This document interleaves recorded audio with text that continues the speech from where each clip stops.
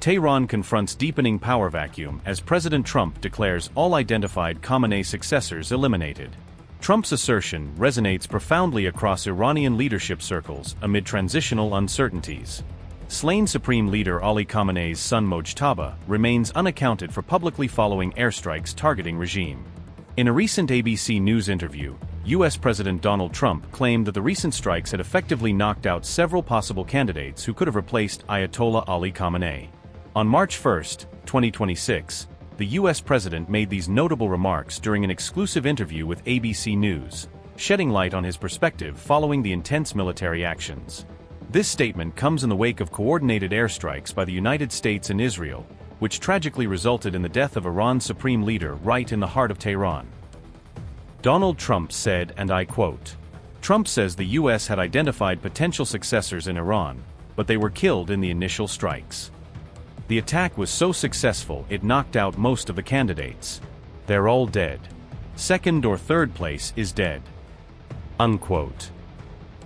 The precision strikes hit multiple strategic targets across Iran, including vital key military infrastructure and sites linked to its nuclear research and development programs. Ayatollah Khamenei's untimely death stands as the most consequential and profound political rupture in the entire 47-year history of the Islamic Republic of Iran. True to Iran's robust constitution, a capable temporary three-member leadership council has promptly assumed authority to ensure seamless governance and national stability. The National Security Council chief has confidently stated that a panel of esteemed religious and political experts will swiftly convene to select a fitting successor for the supreme leader role. However, as various names of possible successors begin to emerge in discussions, keen political experts have noticed and highlighted a particularly notable absence from the public sphere.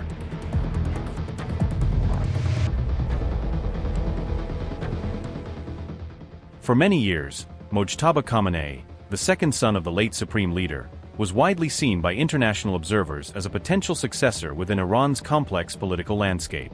Yet, in the days since the strikes occurred, Mojtaba has not been seen or heard from publicly at all, setting him apart from other senior leaders who have actively come forward. Mojtaba's complete absence from all crisis messaging efforts and from the key transition body has understandably drawn significant attention and speculation within influential political circles. Unlike reformist President Masoud Pezeshkian or the prominent senior clerics who hold official roles, Mojtaba currently holds no formal constitutional office in the government structure. Astute analysts point out that this situation means Mojtaba lacks any automatic or predefined pathway into the interim authority position as the next supreme leader of Iran. Mojtaba fails to satisfy the requisite political qualifications alongside traditional religious, scholarly credentials constitutionally. Mojtaba maintains no prior experience holding public political office within Tehran's governance structures historically. Hereditary leadership succession fundamentally contradicts long-standing Sharia jurisprudential and theological norms. Khamenei himself previously rejected dynastic succession publicly through authoritative speeches and declarations. Such precedent reinforces widespread institutional resistance to monarchy-style leadership inheritance patterns. Designating Mojtaba risks provoking significant internal dissent precisely amid prevailing national instability conditions.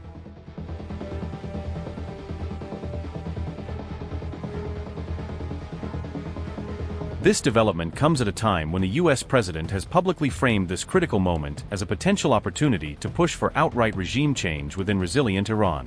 Nevertheless, President Trump's aggressive regime change rhetoric has been firmly and categorically rejected by seasoned Iranian Foreign Minister Abbas Araghchi, defending national sovereignty. Well, if their goal is change the regime, that is a mission impossible. The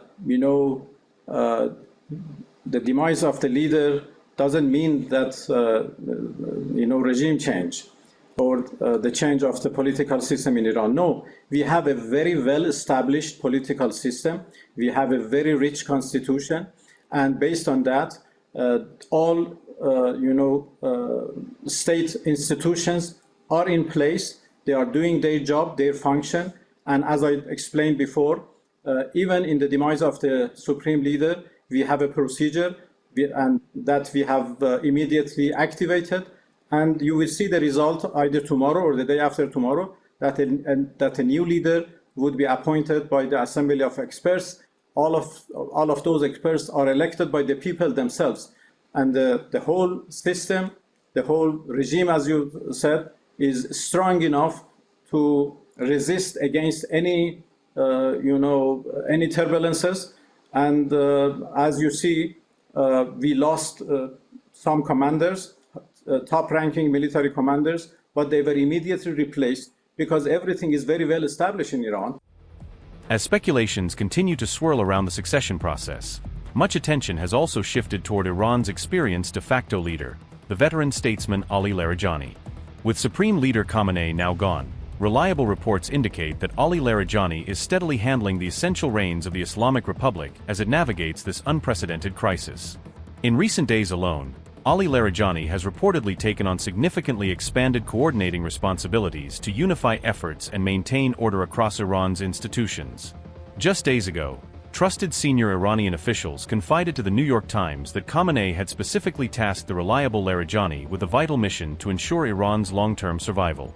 According to detailed reports, while in secure hiding during the intense 12-day war with Israel, Ayatollah Khamenei quietly and prudently named a list of trusted successors for continuity.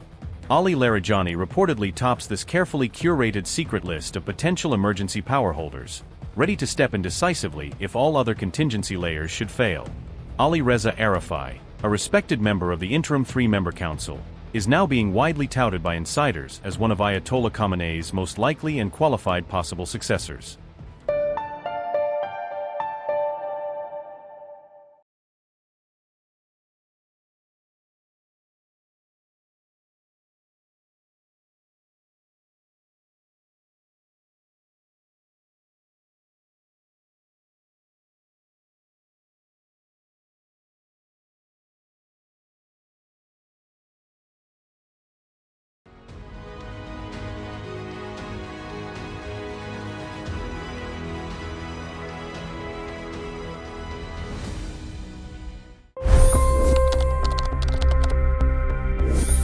$25 crore गरीब गरीबी को परास्त करके बाहर निकले।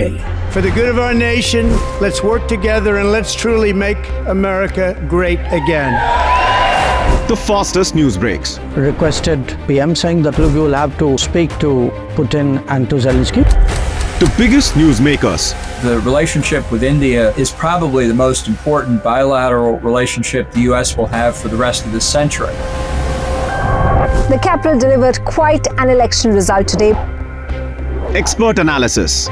The million-dollar question today is how to stop this dance of death. Ground reports.